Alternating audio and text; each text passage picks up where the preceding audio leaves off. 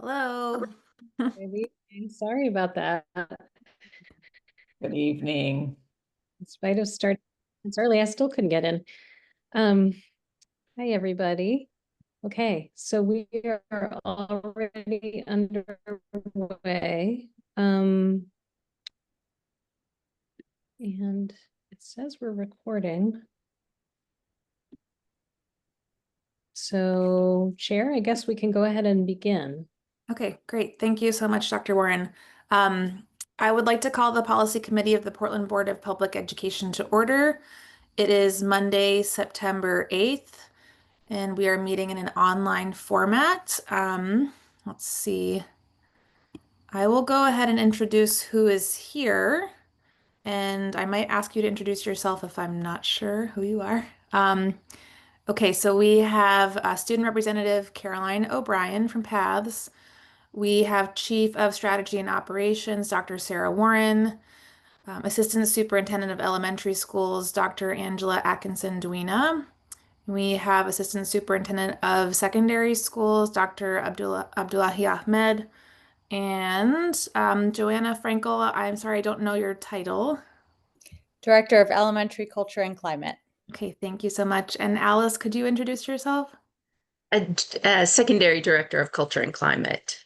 Great. Thank you so much. And oh, we also have board member Yusra Ali.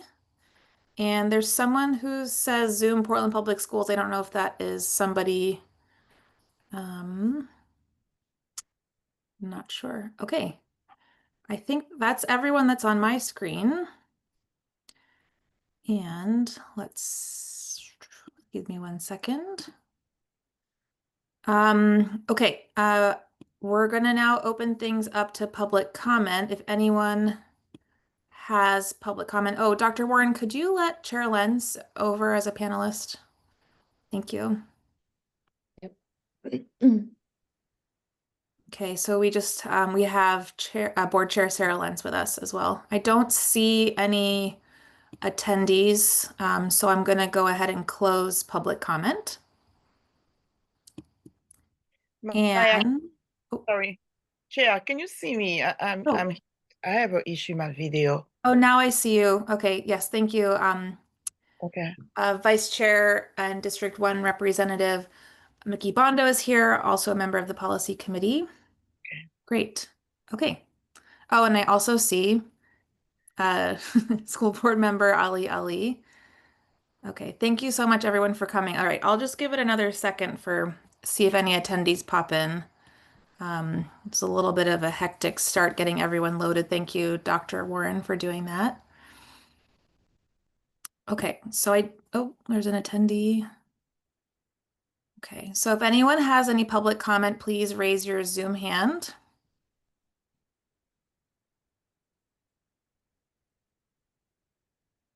Okay, I don't see anyone with public comment, so I'm going to go ahead and close public comment. And we are going to get started with our agenda. We have a pretty full meeting tonight, so let's just go ahead and get started with an update from our behavior response protocol group from the elementary and secondary networks. And Dr. Warren, will you be putting up a screen with slides or no? No, I'm going to ask that team to go ahead and project. Okay, great. That sounds You great. just need to hit the share button at the bottom of the screen. Alice and Joanna, you want me to go ahead and share what I have? Okay, great.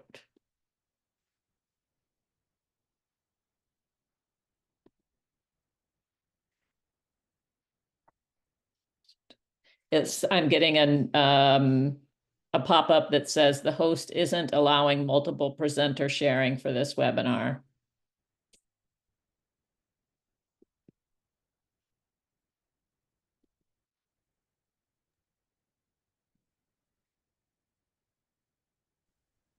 Hopefully, hang on 1 second.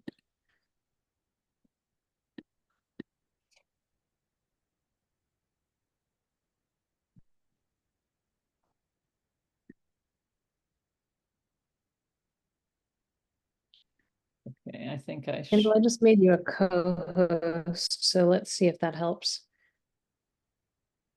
Great. Okay, that looks like it's working.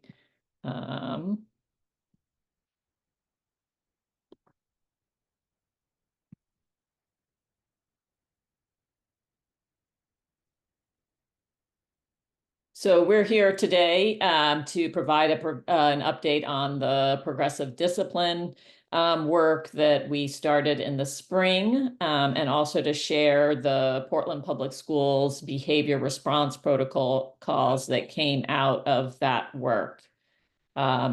We will be going over some of the background information that got this work started, and then we have time to go over each of the different behavior response protocols for each grade span. We'll discuss some next steps and then have time for question and discussion, depending on how much time you have for that. So I'm going to go ahead and start with our background information. And just a reminder, the Progressive Discipline Task Force, the end of their work ended in a recommendation that we have common grade span behavior response matrices, and that we also have more engagement of staff through the implementation process, which we are starting this year. So for the background information, the district-wide Progressive Discipline Task Force was established in the spring of 2025 by the board, and it ended in June 2025. It was chaired jointly by PEA and administration, with Audrey Cabral from the PEA and myself serving as co-chairs of the task force. I do like to kind of provide some context for that work. I feel like it was set in the larger context of perceptions of challenging post-pandemic behavior, which is something that many schools have discussed after the pandemic. Also concerns about extreme and unpredictable behaviors that educators have been or had experienced. Also, in our own system, a system-wide change in our approach to de-escalation training that struggled with implementation. We've corrected that now, and a general call for greater clarity and consistency across schools throughout our system. So the work of that task force came together to look at how we were approaching things. We did find at the middle level, they had actually spent a good year going through and developing a behavior response protocol at the middle level. And so that served as a model for us. And the task force recommended that all grade spans have a behavior response protocol, and also that we be able to engage more staff through the implementation process in this first year. Over the summer, after that task force finished, the school and district leaders took the drafts that had been introduced or discussed in the task force and finalized them for use in the upcoming school year. This is the first year that behavior response protocols will be used across all grade spans in the district. And we have opportunities set up for feedback from staff and to adjust the protocols as we learn from using them system-wide this year. So I wanted to just talk briefly and sort of put this work in the context of our larger social, emotional, and behavioral work that we do throughout the district. So this is one piece of a comprehensive strategy, which includes multiple facets. So the first is our SEL, or social emotional learning curriculum. At the elementary level, that's a new curriculum this year called Purposeful People. Sometimes you might have heard it be called Character Strong. Character Strong is the company that produces the curriculum, which is called Purposeful People. And then at the secondary level, middle and high school, that curriculum is BASE. And both of those curricula help students to learn particular skills around managing emotions, around social skills, and goal setting. and there's a whole bunch of research around the efficacy of having what we call a tier 1 SEL curriculum, so a curricula that all students experience and benefit from. I know that Alice is going to talk in a little bit more later about the advisory work that's happening at the secondary level this year.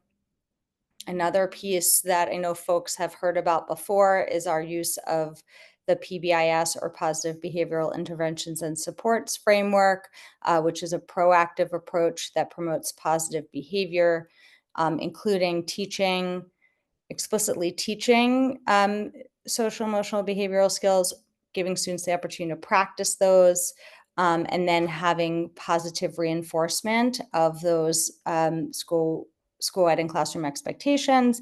And then Dr. Atkinson touched on this a little bit, but our work that we've been doing around both verbal de-escalation and full CPI, which includes verbal de-escalation and physical management, more robust training for our staff, which includes a professional development opportunity for all staff across the district around the fundamentals of verbal de-escalation that's based in CPI principles. And we now have over 80 staff who were fully trained at the end of August in the full verbal de-escalation and physical management skills. That's in addition to the staff we already had trained.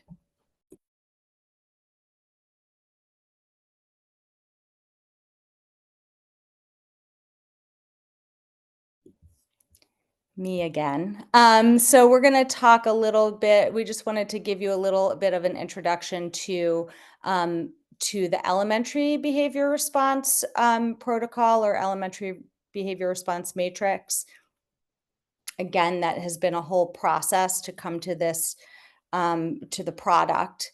And so just a couple things I want to orient you to when you go to look at, which we will look at the protocol together.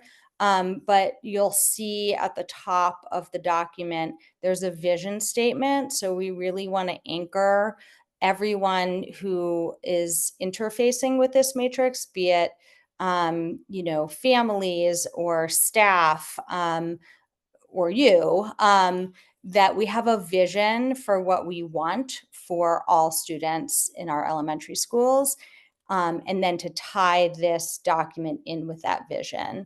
You'll notice that the behaviors in the matrix are organized by staff managed and administrator managed. So in PBIS, in Positive Behavioral Interventions and Supports, this used to be called minor and major behaviors. The language has changed and it's gotten more specific around who is managing these behaviors. And so you'll see those terms which link right into SWIS, which is our school-wide information system. That is a part of PBIS, and that's where we can collect data around student behavior. You'll notice some language around contextually inappropriate behavior.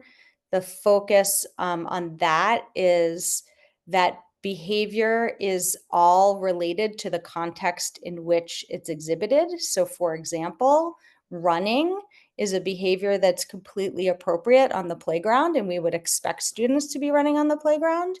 In the classroom, it's not an expected behavior, right? It's not appropriate. You come up against all kinds of reasons why running in the classroom could be unsafe. And so we want to keep talking about the fact that context matters when it comes to behavior. I think I talked a little bit already about how this aligns with SWIS. You'll notice in the documents, the elementary and secondary documents, that the matrix is always moving from proactive strategies to responsive strategies, and those are increasing in intensity. So we always want to put the focus first on what we do proactively to ensure appropriate behaviors before we're moving into responsive strategies. Another piece is a focus on consequences that are instructive, restorative, and based in the science of behavior change. So rather than just thinking about a consequence as sort of a punitive response to an unexpected behavior, we know that actually what changes behavior is instruction and providing I mean, this is not just true for children, this is true for all humans, that what we want to do is we want to instruct and we want to give something different. So instead of this, we do this. And so the focus of this document is around the teaching, really. And then you'll see that there is an appendix that has related board policies. So that if there is board policy attached to certain behaviors or responses, that's named in the document in an appendix. Angela, do you want me to talk about the actual document itself? Do you want to open it up now or do you want to wait? Great. So you all have this. I hope you've had a chance to take a look at it. And I just want to point out kind of a few key pieces of what makes, I think, this protocol really powerful. So the first is that, what we heard through the process of the Progressive Discipline Task Force was a real call for alignment, not just, well, both across schools and also within schools. And so this document really serves that purpose. That there's alignment in, first of all, our proactive strategies. So the things that we expect all classrooms to teach and reinforce. And therefore, we expect all students to have the opportunity to experience that and to reap the benefits of that. And then it provides alignment when we do get to the responses. And those, again, are sort of like calibrated based on the intensity of the behavior. It also documents consistent communication processes. So when would a family be looped in when a particular thing happens in school? And this really lays out when that would happen and by whom. So who would be communicating? It provides clarity for educators of what behaviors are educators expected to manage. So again, those are those staff managed behaviors. They're lower intensity behaviors versus behaviors that we would expect a school leader to help manage. And those are the more intense behaviors called administrator managed. It also really helps us align around our data collection processes. So it names in the document when a staff member should enter the incident into SWIS. And so that helps at all levels. It helps at the student level, the school level, and the district level for us to sort of have these norms around data collection. The goal being that we then use the data to help solve the problem. And we've already started working with this document. So in SWIS training for schools, again, when it comes up around when should I enter a report into SWIS, we can refer back to this document. I think it's, and then we have more process to do, but we have this great place to start.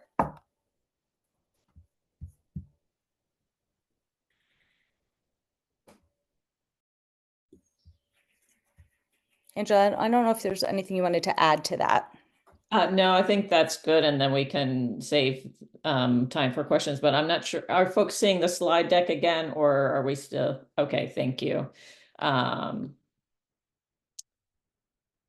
Did you want to go through the vision, Joanna? Or I think I'd just like to read it. So again, I think we just want to keep coming back to like, what's our vision for the kinds of school communities we want our students and staff and families to be part of? So I'm just going to read this. Schools should be safe, nurturing, participatory, and productive learning environments. Every student brings value and their own unique strengths to our community. The Elementary Behavior Response Protocol is designed to support student learning by providing both clear expectations for student conduct and positive multi-tiered systems of support and intervention to meet students' social, emotional, and behavioral needs. When conflicts arise, we employ restorative practices to listen to each perspective, discuss the issue, and restore, viewing mistakes as opportunities for restoration rather than reasons for punishment. Our goal is to guide students in making positive choices, learning from their experiences, and becoming kind, confident members of our school community. Thank you. So I'm just going to highlight there are at the elementary level, we do have several behaviors that are what we're calling we have grade span aligned responses to, for instance, physical aggression and personal electronic devices. These are behaviors that we just wanted to align on in light first in the terms of physical aggression because of how hurtful that can be to a school community, and then the personal electronic devices because of the recent policy that's out there. So we are asking all schools to follow the same protocol here in terms of how they go about teaching prevention of physical aggression, how they will respond in the first instance, how they'll respond in repeated instances, and how they'll respond in persistent incidences around that. And similarly, for the personal electronic devices, we also have some clear protocols that we're asking all elementary schools to follow. It's possible that we may add to this list as we go through the year, but these are the ones that we are starting with. I'm going to turn it over to Alice. Okay, so the middle school behavior response protocol is similar and aligned to elementary in as far as how it's laid out. So it outlines the behavior examples, the staff response strategy, and the communication follow-up. The middle school is much farther developed than the high school because they very much became aligned last year and kind of worked through the process together. So we are benefiting from their full year of their pilot implementation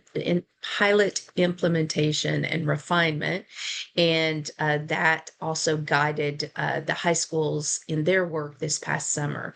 So the behaviors are organized by staff managed and administrator managed. And again, this is the new terminology for what used to be called minor and major in PBIS, school-wide information systems. The behavior examples provide the common language and framework to prevent subjective interpretations and ensures that staff across all middle schools can correctly categorize and address the different types of behavior.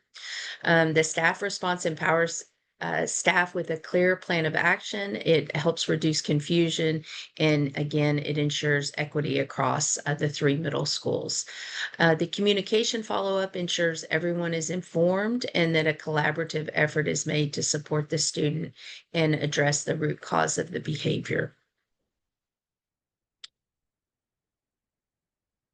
And the middle school behavior goal is to proactively prevent a majority of choices that disrupt learning from occurring by setting the clear expectations with clear step-by-step precise directions, assuming positive intent, employing a variety of the least invasive forms of intervention.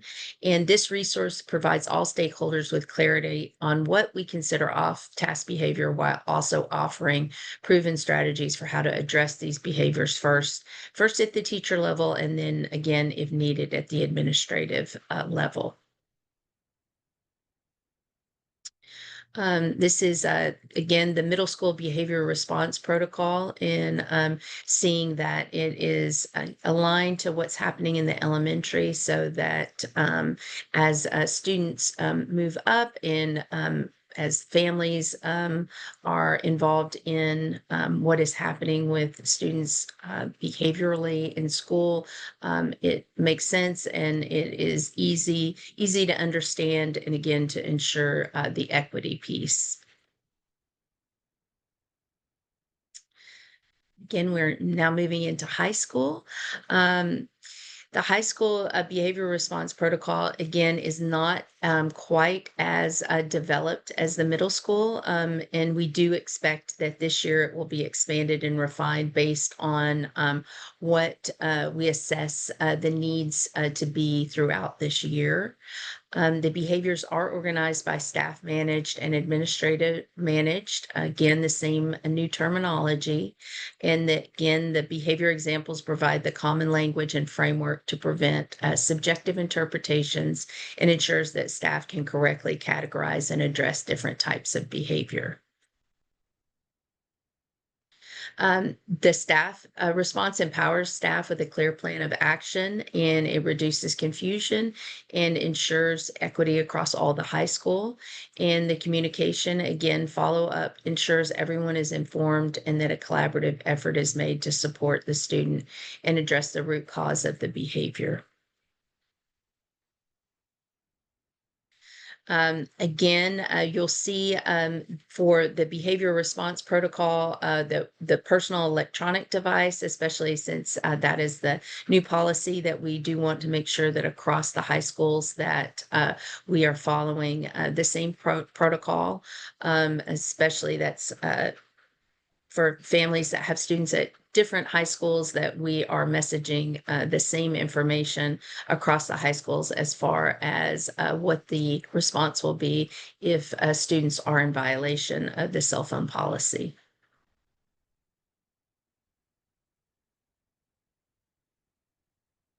And just again, with fighting and physical aggression, we do want to be very clear, but also equitable across the high schools about what our response is if students do engage in fighting or any kind of physical aggression at our schools.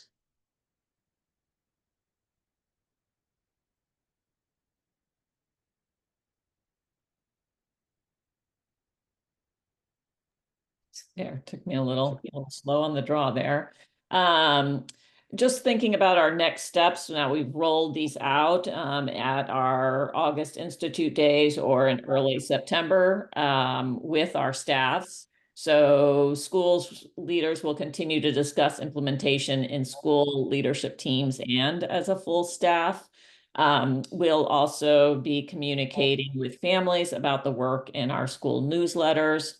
I have scheduled a progressive discipline task force check-in meeting in October, just to get their feedback and input on how things are going from their perspectives in the school. We also will be monitoring school behavior data as a staff and committing to acting on that data to build more positive climates throughout the school. And then we'll continue our iterative work with school leaders and the culture and climate coordinators so that we can make adjustments and revisions to these protocol documents where necessary. And now I'll turn it over to the committee for questions and discussion. Thank you so much for that update. So please go ahead and raise your hand if you have any questions. Go ahead, Vice Chair Bondo. Thank you, Chair. Thank you so much for the presentation, Joanna, Alice, and Dr. Atkinson. I have 3 questions and 1 comment. On the behavior response protocol, I think the SEL curriculum. So I just wonder how much the curriculum is inclusive, and if we have some awareness of orders, are we been thinking about the trauma-informed to the different, like in the cultural aspect, because working to the disciplinary and not having any trauma informed while we have some cultural competencies. So I'm just wonder if everything is also included into that curriculum. So that's my first question. Or you want me to ask the three of them so you guys can just go in and Yeah, answer? I'd love to answer that one just so I can keep it fresh in my brain, if that's okay. So I can just speak about the SEL. You had asked particularly about the SEL curriculum, and I can just speak to that at the elementary level, which is that you had asked about inclusivity in the curriculum, and I had a really I think an interesting experience in learning. We had a parent university on the new elementary SEL curriculum. We had we have one for English speaking families coming up on the 16th, but we had one for multilingual families at the end of August. And when we were preparing for that, and I was meeting with our family and community specialists, one of the things that they reflected on was that the curriculum felt very, very much aligned with what experiences would be for many of our families coming from Latin American and certain African countries, their schooling that had particular curriculum that was around character education or ethics, like something along those lines. And that the fact that this curriculum focuses on particular character traits felt aligned to them. And so that when we had the parent university, that's what we were reflecting on. That's what we were hearing, was that that it felt familiar to many people. So in terms of inclusivity, I mean, I think there's lots of ways we could talk about that, right? We could talk about that from the lens of language. We could talk about it from the lens of special education. And so I think we are trying to start by having as many entry points as possible, and then we will learn the places where we need to build those bridges. Okay. Does that answer your question? It's Can fair I also- enough. Yeah. Can I add a few things to that, Joanna, just to, I Sure. know whenever you did the curriculum review process, all the curriculums were screened to make sure that they had been like tested in an urban diverse environment, one, and that the curriculum itself was kind of representative of a diverse population. The other thing we've been able to have, while the curriculum is only available in two languages, Spanish and English, but we have been able to, like through Joanna's prompting, connect with another school district that has already translated the family letters into multiple languages, so that we will be able to share those family information sheets to all our families. So those are some things that, in addition to what Joanna has said, that that we've paid attention to as we take on this new curriculum. Okay, great. That's a learning process. Thank you, Dr. Atkinson. So my second question is around the protocol responses. So for doing that work for years, I know about the disciplinary decision, the role of implicit bias on disciplinary decision and subjectivity. So I just wonder, the way I see already, then we have already a mismatch of our educator and a student of color. So I just wonder, because we're going to see a different aspect of communication style and cultural norms. That one is a fact. And so I wonder, are we going to play out to minimize the colorblind interventions around this implementation? I don't know that I have 100% clear answer for how we're going to get it right all the time. You know, it is, I think that's something that we have to continue to work on. That is, I think, one of the main reasons why we have been emphasizing the data collection piece. Because if we're not collecting data, we don't have the information to be able to check ourselves and to see where we are, seeing those disparate, you know, impact on different populations. So that's one thing.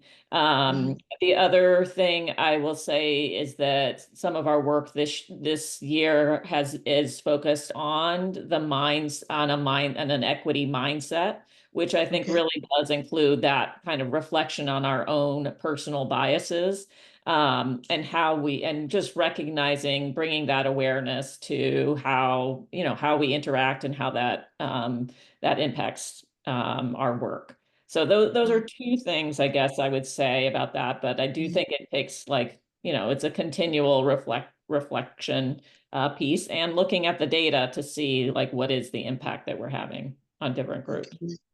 All right, thank you, Dr. Atkinson. You already read my mind. You answered half of my third and last question. So I just want to recommend that I think the data collection will be a key measure to try to understand, especially around the definition of disciplinary infractions is so important, because you already talk about sharing some understanding among teachers, because each teacher, they have their own interpretation. That's why you see some suspension and some expulsion.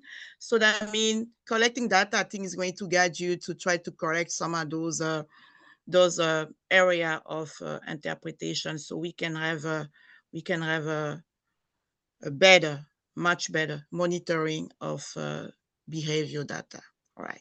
So thank you so much, and I look forward to keep watching and to get more questions in the future. Thank you, Chair Maya, Lena. Thank you. Chair Lenz. I'm happy to wait until after all committee members have spoken, if you want to do it that way. Thank you. Board Member Yusra Ali. Hi.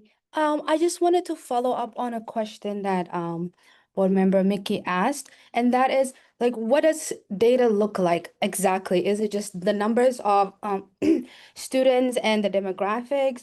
Is it looking at the reasons why, and just trying to, again, be mindful of the biases that might play a role into how student behavior is documented? Or so yeah, what does data really look like? I'll take that one. That's a great question. So in terms of using SWIS, the School-Wide Information System, data is collected on numerous points. So when a staff member enters a report into SWIS, they need to enter, sort of the who, what, when, where, why questions. So like where the event took place, what time, the location, but they also need to answer the perceived motivation. So why they think the student was engaging in the behavior. And then they also need to enter what the response was. So, there's a whole menu of things. Was it a restorative conversation? Was there parent contact? Was it a suspension? What was the response? And then all of that information then gives us the power to really drill down into the data and look for patterns. And just to get back to what Vice Chair Bondo was asking about also, is that SWIS also provides what are called equity reports. So you can pull your data by various demographics and look at rates of responses. And it really helps to root out any bias or subjectivity in the reporting. So does that answer your question? Yes, I think it does, and I'll just be looking forward to how this data informs the practices of administrators and teachers in building individuals. Another question that I had was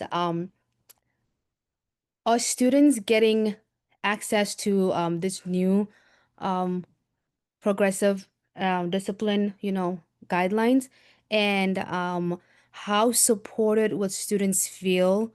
Because I feel like this document is very great in that it guides teachers on what to do next, and I know that was the concerns that we received.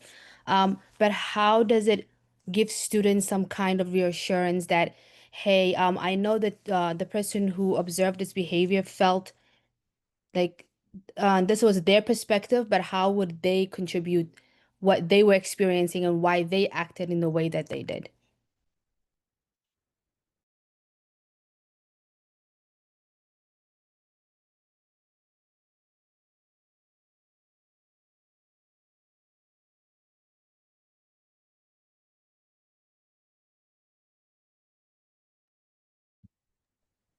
May I just ask a clarifying question? So are you asking how is what is the process of the student processing what happened? Yes, exactly.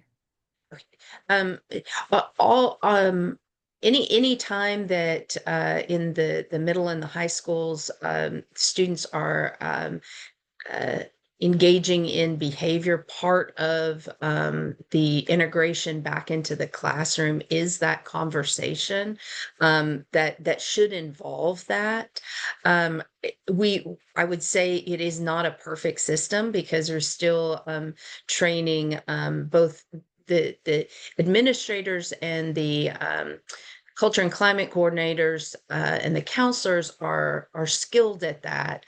But when it is a teacher managed behavior, we're still in the process of teaching teachers on how to have those type of conferences where the intervention and the education about how helping students process the decisions that were made on both sides, and how what the moving forward is from that learning experience. That was part of the de-escalation training, was that after a behavior has occurred, that there is a time for the parties to come together and process what happened and then plan for the future, to make sure or to hopefully come up with a plan so that better decisions will be made all the way around. Does that answer your question? Yes, it does. Thank you so much. That was what I was looking for.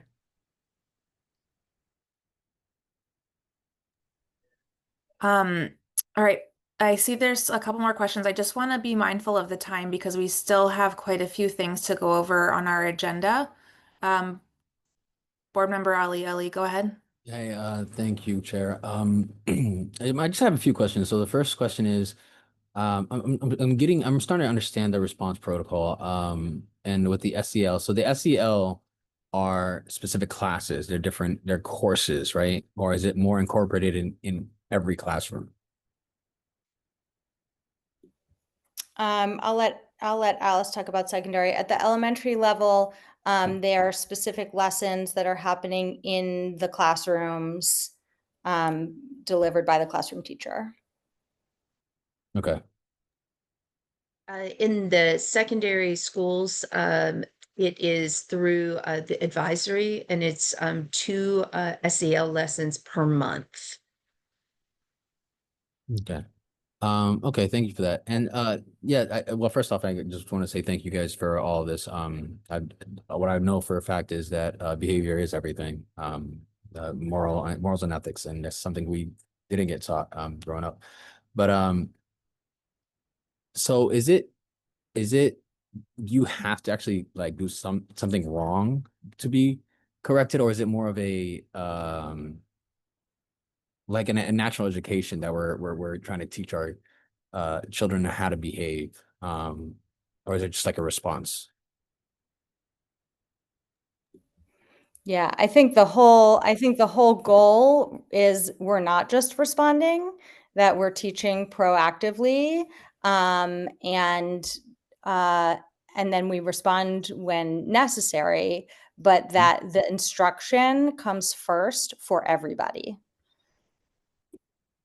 So I would say, just, this week is our first week of school, right? So many schools are engaging in lessons in the lunchroom, for instance. How do you go and get your lunch? Where do you sit in the lunchroom? What do you do whenever you're done eating? What are some good choices you could do if you're done eating, but it's not time to go to recess? So that's like one thing. And the other thing is like, when you need to go to the bathroom, what do you do? How can you go and get, how does that happen in your classroom? When you're walking through the hallway from, class to PE, those are all those kinds of lessons are happening in our schools. This week we listened to them out in the hallway of East End quite a few times. And, we really do start with instruction.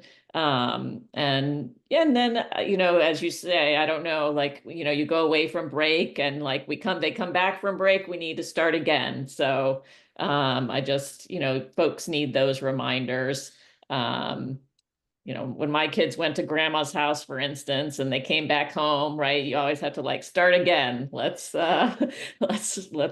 re-go through that teaching again. So we do there. The emphasis really is on teaching, I would say, but there is always, we're a bunch of people in kind of relatively small spaces, all different, and so things do happen that need to be addressed. So Yeah. And I know a lot of things that are impacting, obviously, how the kids are behaving.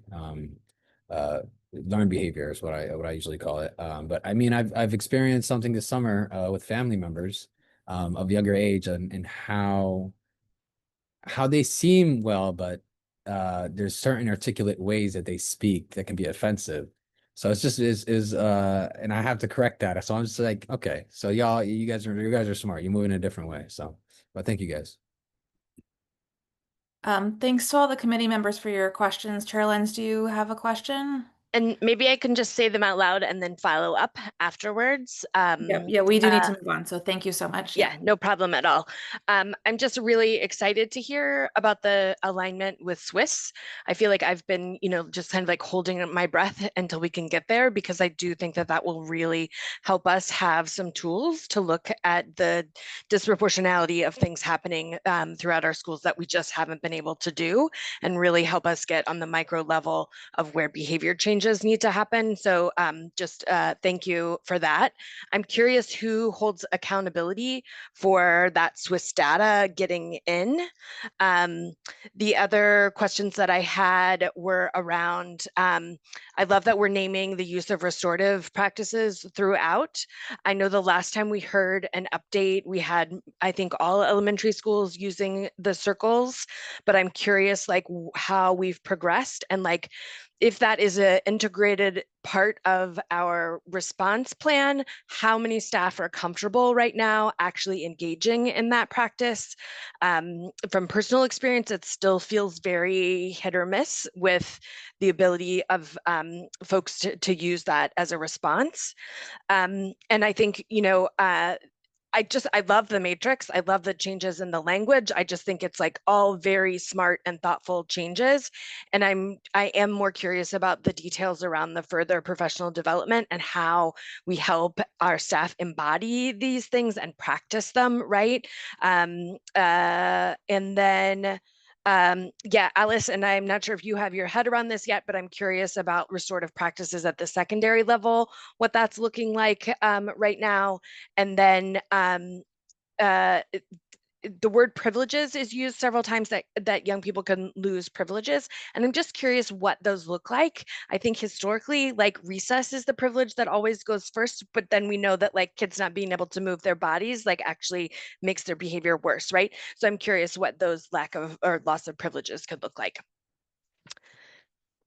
Thank you. Thank you. Thank you for all this work.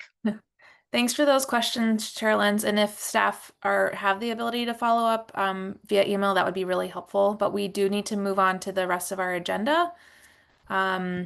So thank you again for that presentation and looking forward to an update once you reconvene with the task force and, maybe midway through the year we can hear how things are going. Thank you so much. Dr. Warren, would you like to go ahead with the policy updates? Yes, great. So the policy red lines are all in Diligent. I was about to say Board Docs, new system. But if you go through the board page on our website, so in case there's anyone watching, you can reach all of these through the website on the board page and go to policy committee and then tonight's meeting. So there's also in the agenda for tonight a deck that just gives a quick summary of what we're doing here, but for the sake of time, I'm not going to show you the deck. I'm just going to start pulling up the policies themselves and walking through them so that we can move more quickly.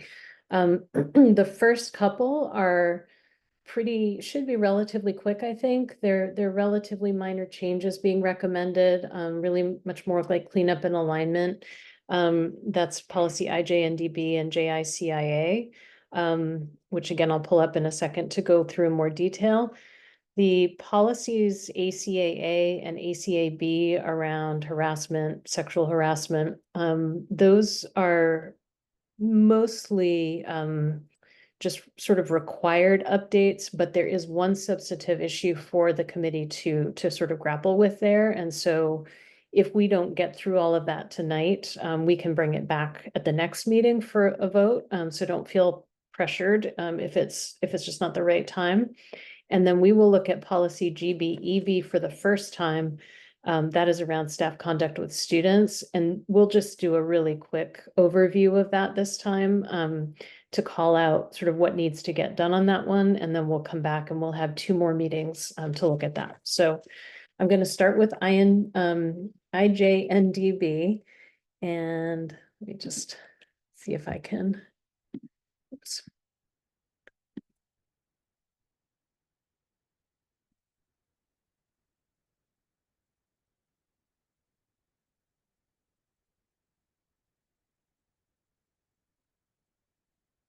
Okay.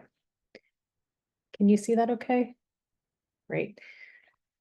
So this is policy that relates to the student use of school issued computers, devices, and the internet.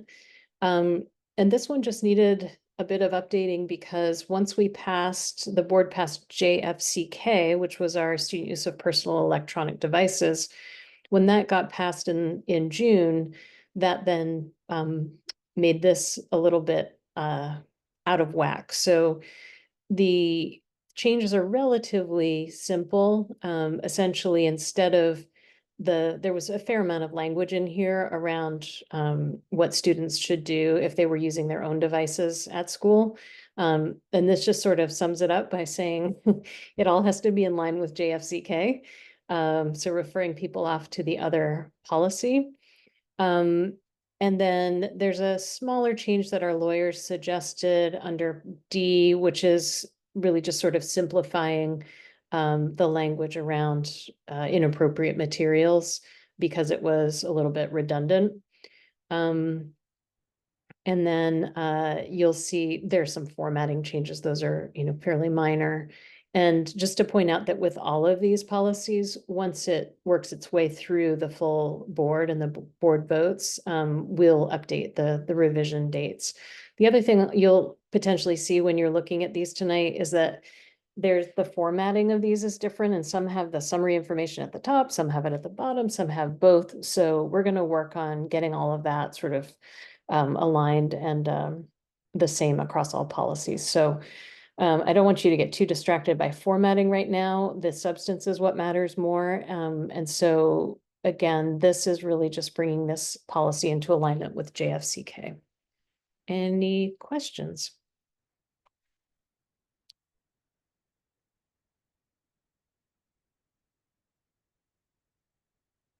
Okay. So I think, Chair, if it's okay with you, we should pause and go ahead with the voting process for each one. I think this one is probably fine to vote on since there are no questions and it's relatively simple changes. Is that okay? Yeah, I think that sounds fine. I need to probably pull up my document about voting. Mhm. Oh, geez. Let's see if I can find this.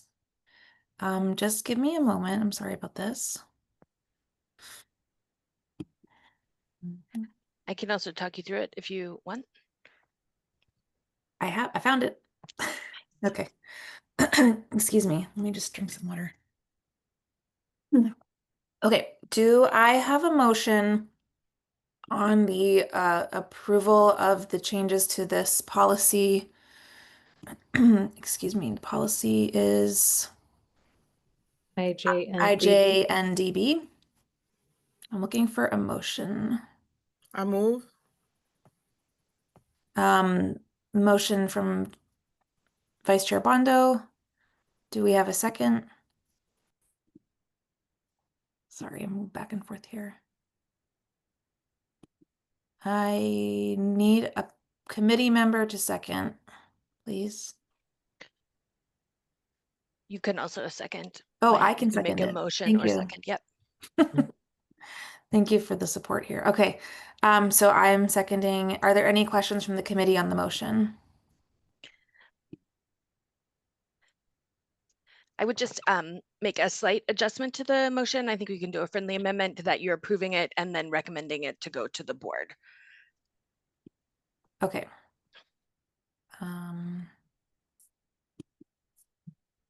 Sorry, Chairlins. Does someone need to approve that friendly amendment? But the friendly amendment, you can just say, oh, yes, that's right. And then when you, before you call the vote, just say the whole thing. Okay, great. Okay, is there any public comment? Okay, is there any discussion on the motion?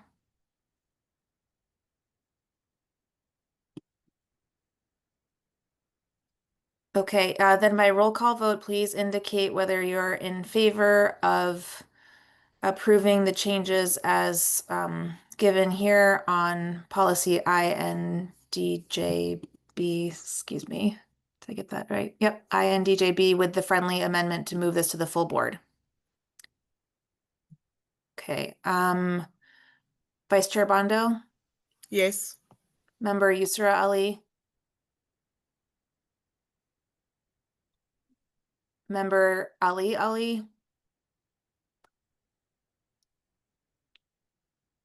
Student Representative O'Brien. Yes. Okay, I'm a yes. Let's check with Board Member Yusra Ali again. Board Member Ali. Okay, so we have 3 in favor and 3 abstaining, so that passes, I believe, with the friendly amendment.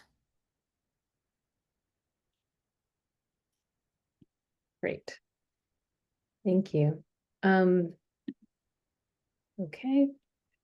Are you now seeing JICIA? Yes. Yeah, okay. All right, so this is the second one for review tonight, which I also believe we can probably get to a vote unless there are significant questions that we need to dig into unanticipated, which is fine. Here so far, what is proposed is just a change in the first line. It did say the Board of Public Education, and it was recommended that we just say Portland Public Schools believes sort of semantics. And then if we scroll down, we changed the language here to throwing stars. It was a not so culturally appropriate term before, and that was pointed out to us by a member of the community. We did, just to note, knew that we needed to make that change, but wanted to pause long enough to make sure that the lawyers looked through the entire policy to make sure there were no other recommended changes as we were making that change in language. And they did not have any other required updates from the legal side. So it's really just those 2 wording changes that are requested at this stage.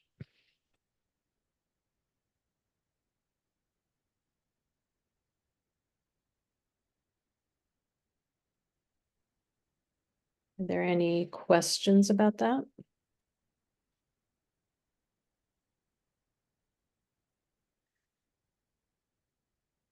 Okay, let's see. Sorry, I'm just going back and forth between screens here. Can you go back up to the top? Thank you. That's helpful. Thank you.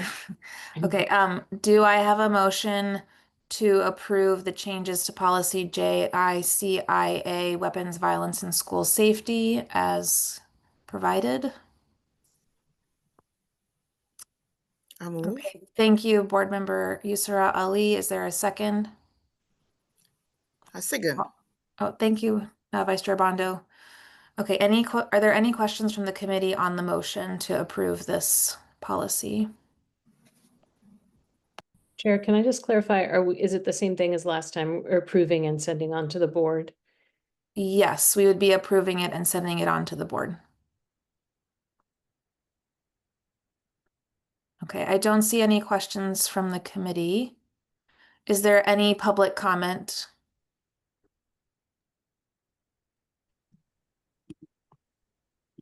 Is there any discussion on the motion? Just to make the friendly amendment again to just include that language about sending it to the board when you read it into the record before the vote. Thank you, Chair Lentz. Okay, then by roll call vote, please indicate whether you are in favor of approving policy JICI, weapons, violence, and school safety with the changes provided, and to send it on to the full board after the committee vote. Vice Chair Bondo, Yes. Board Member Ali, Yes. Board Member Yusra Ali, Yes. Student Representative O'Brien, Yes. and I'm a yes, so that passes unanimously. Thanks, everybody. Great. Thank you. Okay.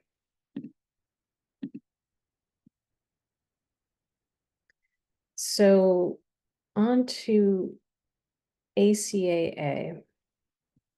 And this is one that the board has actually done a lot of work on over time, in part because the laws and the federal guidance have changed.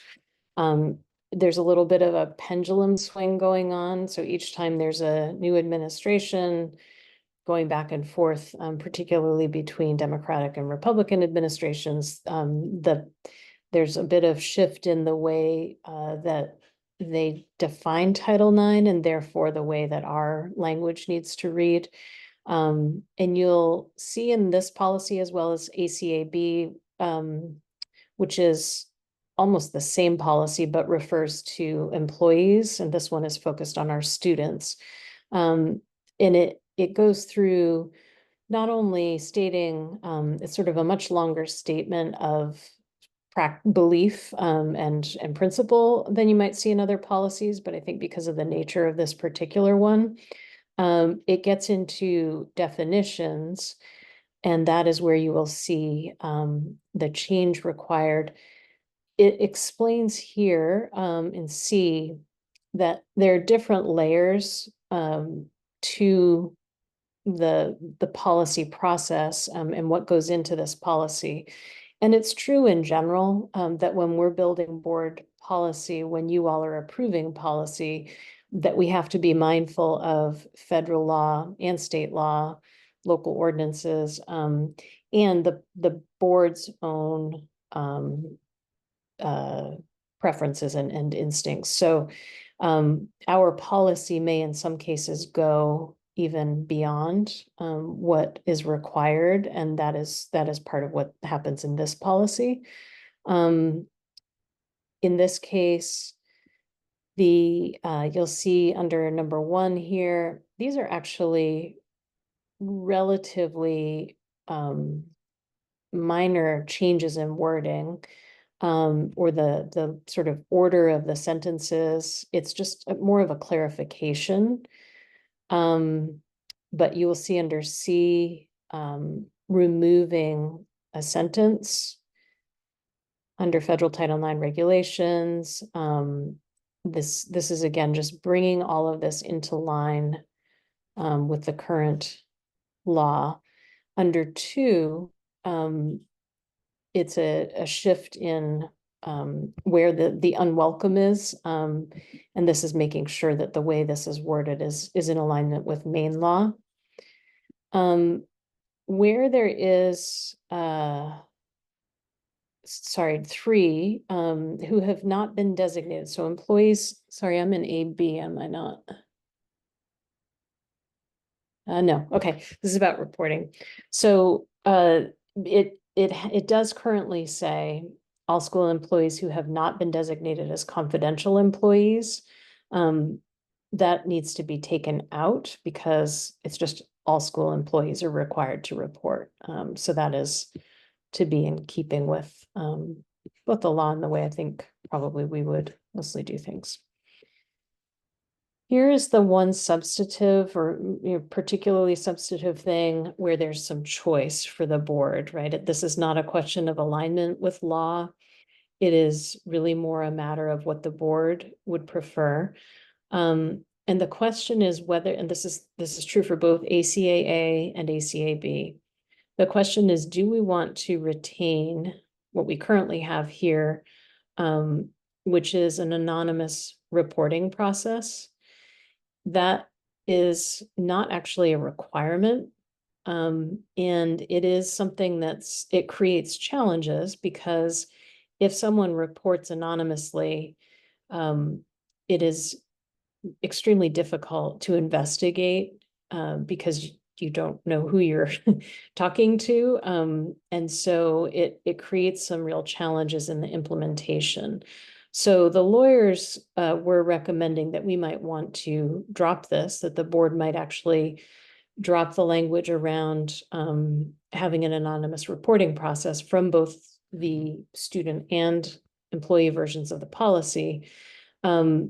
I do understand, I have not been personally involved in these situations or these investigations, but it has, in my talking with the superintendent about this potential for removing this clause, he said it has tripped us up in some investigations and made it more difficult when there was this anonymous reporting process because we had no way to sort of trace back and get to the information that we really needed to be able to do a thorough investigation.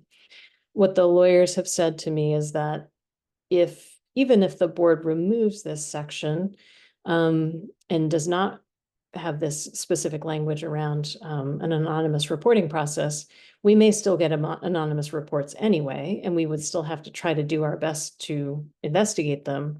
But having this language in here and having a process like this almost seems to encourage anonymous reporting. And so that was why they were recommending that we might consider removing that.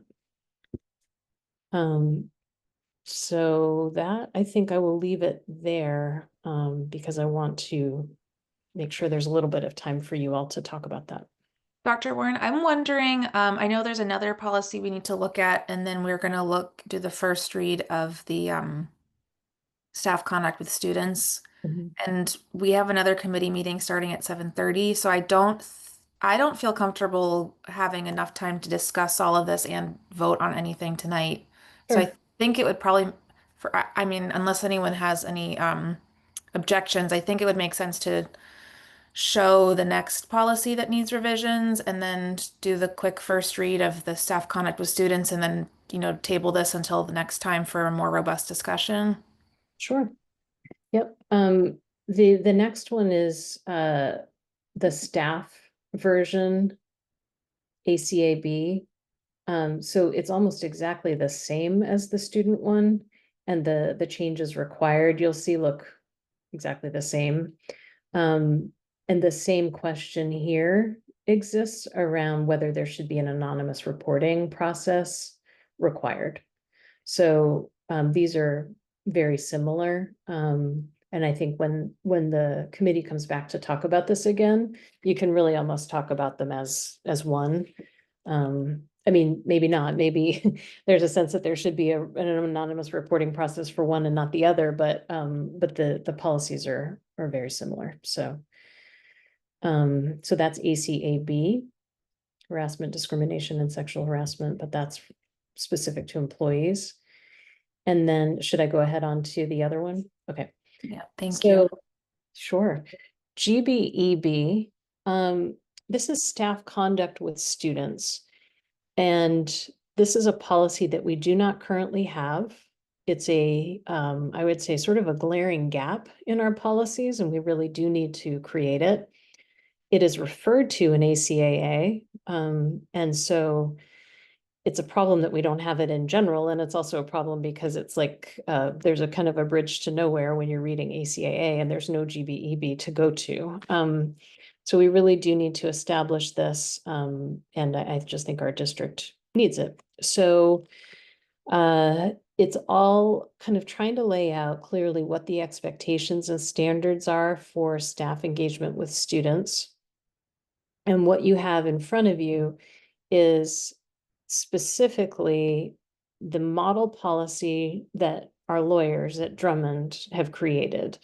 And so that's the starting point for this. And I'm going to show you a couple of places where there's they have made a note and we as staff have made a note of things that we think that the committee will and the board will really need to dig into and make some decisions around. But in general, the goal is to take this model policy and make sure that it gets sort of massaged to a point where it seems to the committee and then to the board that it is the appropriate version of this for Portland Public Schools, so that we move away from sort of a model to what is us. So there's a preamble, there's a definition or a series of definitions of what would be prohibited conduct. And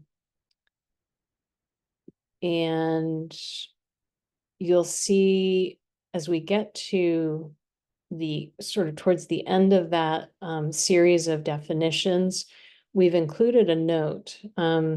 So I want to just particularly call this one out for you. What it currently says is friending students, following students, or engaging in any other interactions on social networking sites or through any digital applications outside of school-approved activities. So that would be prohibited. In the case of friendships between families, any contact with students on social media or digital applications must be with the knowledge of the parents or guardians. So the suggestion that was made to me here for discussion by the board would be, and for the committee first, would be, is because Portland is such a small community and because there's so many staff who do have relationships, prior existing relationships and family members and close friends that are all in the system, that the committee might want to consider adding to that sort of concept. So not just social and media and digital applications, but are there other areas in which the committee wants to clarify that it's understood that there might be more of an engagement between a staff member and a student if that student was part of they were family friends. So that's one thing I will flag for discussion next time. The other one was flagged for us by the lawyers, but then as we looked at it, we kind of came to another conclusion. So there's language here around communicating with students on a staff member's privately owned computer, cell phone, or other electronic device. And the concern is from the legal side that if people are using their personal phones or other personal devices, that it may not be possible to investigate. We're subject to Freedom of Information Act requests. So anything we're doing is public information. And then there are concerns around student privacy as well, potentially. So they had included language that the committee might choose to use to ban the use of staff personal devices. When we talked about it as staff, one thing that we thought of is if we just limited the ability of staff to communicate to Reach My Teach instead of getting into which devices they're using, then that would both kind of force everybody through that system, that platform that we have really kind of built together with the creators of it, and which is our primary way of communicating now with students and families, at least from the district level, and how schools communicate to a large extent with families. So if we did that, that would enable, say, someone like a coach who doesn't have a district issued device, but they do have access to a Reach My Teach account, they could still communicate with students in an appropriate way, even if they needed to use a personal device. But Reach My Teach, everything is there and traceable. So it kind of gets us around that concern about not being able to track communications. So those were the two sort of significant and meaty issues that came up, as you know, the committee may choose to dig into other parts of this as well. And I would encourage the committee to really look at this one very carefully, and to make sure that, we're hearing public comment around it. But those were two issues that we particularly had flagged for discussion. Thank you so much, Dr. Warren. That's very helpful. I'm gonna hold off on questions. I'm just wanting to be sure that we're able to sign off and, have some time to take a break before the next meeting. But I want to just reiterate some homework for the committee members that be prepared next week to ask any questions about the changes to policies ACAA and ACAB. And then be sure to read through in detail the proposed policy GB-EB, which again is a brand new policy. This is new language, doesn't exist as a policy for Portland Public Schools. And be prepared to discuss that. So next meeting, we will be voting on the proposed changes to ACAA and ACAB. And then we will have a discussion, but no vote yet on the GB-EB policy. So, So are we also going to have a discussion about ACAA? yeah, we'll have a discussion before the vote, yes. And then we will vote on those. Copy. And then the GB-EB will just be discussion and no vote yet, because it's brand new. Okay. Thanks for that. Okay, do I have a motion to adjourn the meeting? Board member Ali, do I have a second? Oh, Vice Chair Bondo, thank you so much. And all in favor, show of hands to adjourn. Okay, we are now adjourned at 7:22 p.m. Thank you so much for all of your great questions tonight, and please come prepared to discuss those 3 policies next week. And thank you, Dr. Warren, so much. Thank you all. Have a See you good all soon. evening. Bye, thank you.